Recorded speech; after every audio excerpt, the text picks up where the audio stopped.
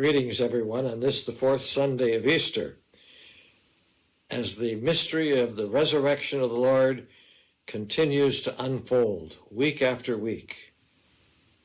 We hear in the gospel this weekend that everyone is in the hand of Christ, and likewise in the hand of our God, because he says, the Father and I are one.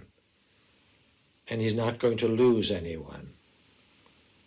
What a promise and what a gift.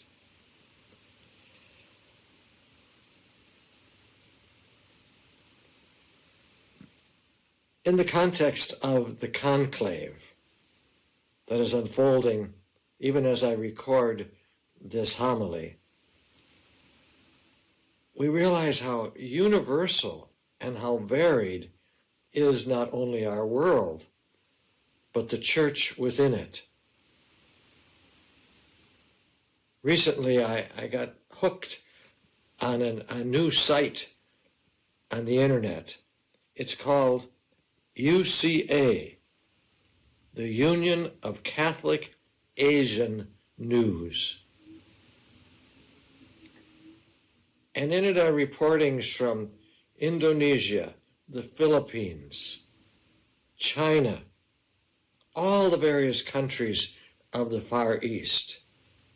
It's amazing how similar and how varied are the churches around the world. And I need that because, it's so easy simply to be in my world, in our territory.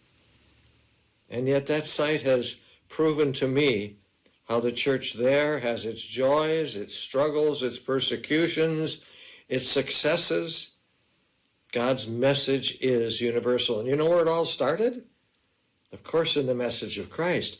But then St. Paul, who was a Jew through and through, began to spread the message. He went to synagogues in Asia Minor, present-day Turkey, and he would share the gospel message there, and often it was rejected.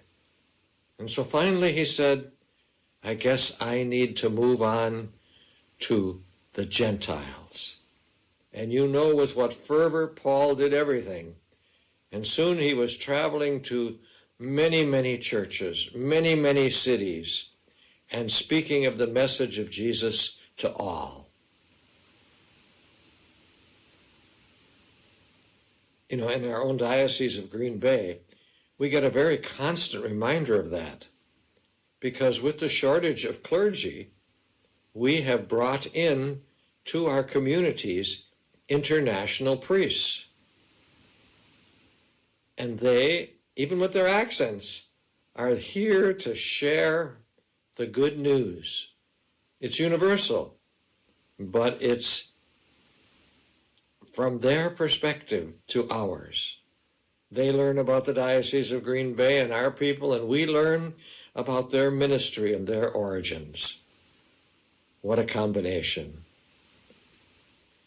This weekend, we're supposed to speak on vocations and the need for people to respond to the call of God. And people do it in every different way.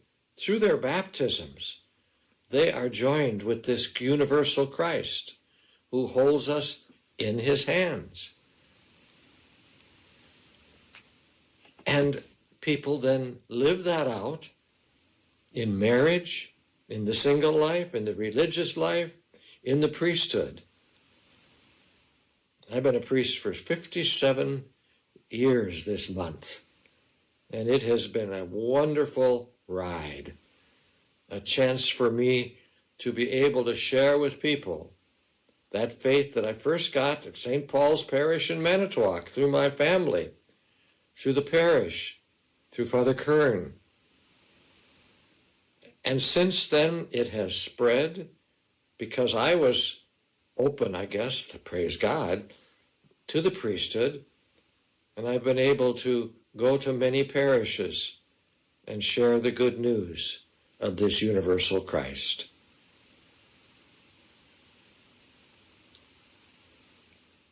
As I mentioned earlier, we do have quite a shortage of priests right now Who would believe that this young kid from Manitowoc is now ordained 57 years? So as I age out, we need young men to follow the call in the priesthood, just like we need enthusiastic parents who are willing to be married in the church and give witness. And in every other way, Christ needs to be apparent. So folks, encourage young men whom you know that may have the talent and the persuasion and the grace of God within them to search out a mentor and to begin study for the priesthood. Our parishes need new leaders, and you participate in that by saying, I know, young man, you could serve in the church and you would really bring the message to everyone. So our church is so local. In the same breath, our church is so universal. And together, both aspects intertwined, we see how universal is the love of God, his commandment to follow him, and his reminder to us that he is the shepherd, we are the sheep. Let's continue to grow the church, not for its own sake, but for the glory of God and the service of our sisters and brothers. God bless you, and with a continuing Happy Easter, Alleluia.